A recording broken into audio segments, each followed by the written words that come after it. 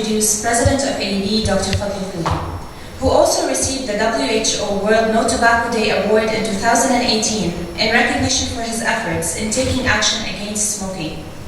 President Khuri was a pioneer in making AEB campus free from smoking and all tobacco products. This goal was fully achieved when AEB became officially tobacco-free on January 1st, 2018. Through Dr. Khuri, AEB was the first institution of its kind to be recognized by the WHO for its stance to protect students from tobacco smoke in a region with a generally lax attitude towards tobacco control.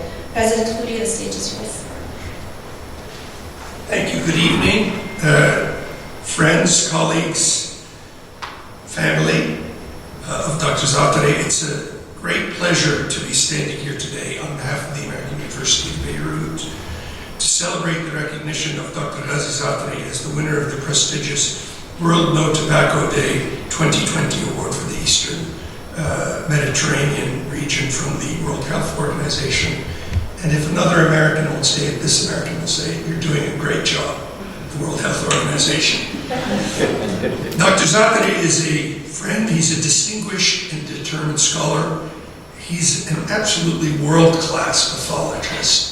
And I'm going to get back to that in the end, the idea of the pathologist and the radiologist as a physician who participates in every aspect of patient care. And he's also a remarkably determined advocate for a tobacco-free tomorrow, like few others. We're grateful for his extraordinary contributions, both past, current, but also future, related to tobacco control, tobacco product regulation, and the health effects of traditional and novel tobacco products. All of this, despite the difficult circumstances that the university, the country, and the world have been going through in 2020. So this is a rare cause for celebration.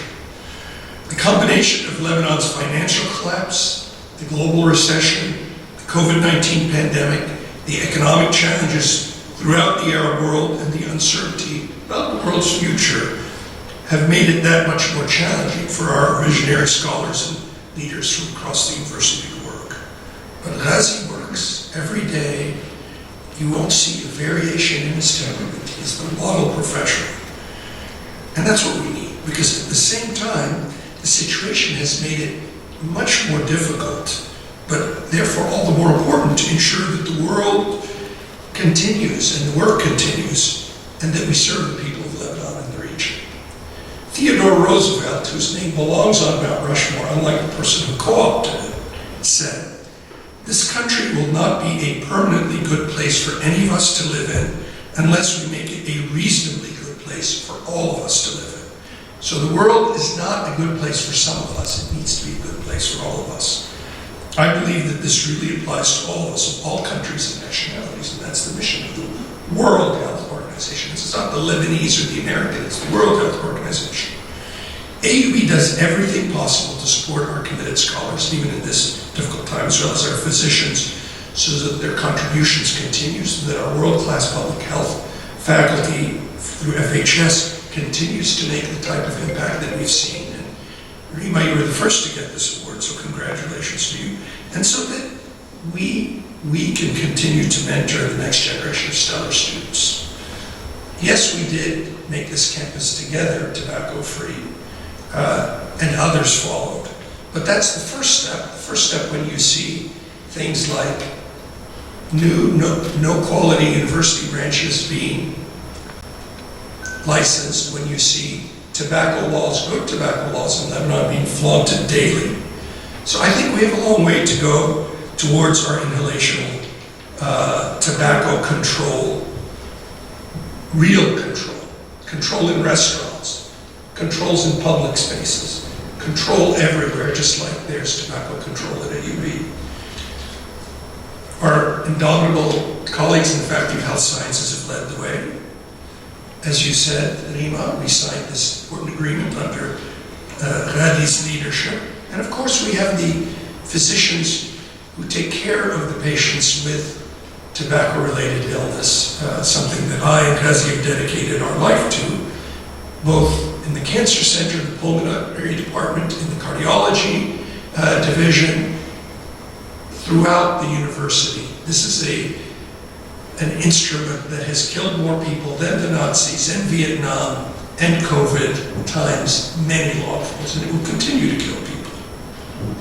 We've had champions here in the Ministry of Public Health, and I want to recognize the wonderful Dr. Walid Ahmad, who deserves all of our credit and all of our appreciation. And we have champions like Dr. Zaatari. And I want to say a word or two about why we at AUB are confident, and I want to end it by saying a little bit about how I know Razan. So AUB has endured so much, and in spite of all of these rumors, AUB will endure, will survive, will thrive, as it always has, because it has to thrive and survive to ensure that Lebanese society and beyond it can have better opportunities for good health. Albert Einstein once said, "Only a life lived for others is a life worthwhile. Only a life lived for others is a life worthwhile."